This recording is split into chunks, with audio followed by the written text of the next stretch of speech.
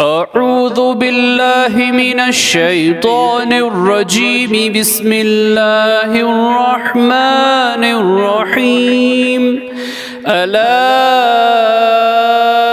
إن لله من في السماوات ومن في الأرض وما يتبع الذين يدعون من دون الله شركاء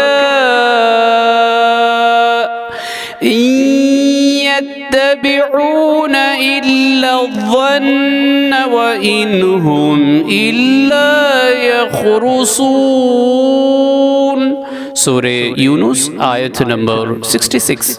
याद रखो, आसमानों और ज़मीन में जो है वो सब अल्लाह ही के बंदे हैं, और जो लोग अल्लाह के सिवा अपने ठहराए हुए शरीकों को पुकारते हैं, तुम जानते हो वो किस बात की पैरवी करते हैं। वो तो महज वहम व गुमान पर चलते हैं और हर बात में अपनी अटकल दौड़ाते हैं। सदक़ल्लाहुल अज़ीम। अल्लाह अज़मत वाले ने सच फरमाया।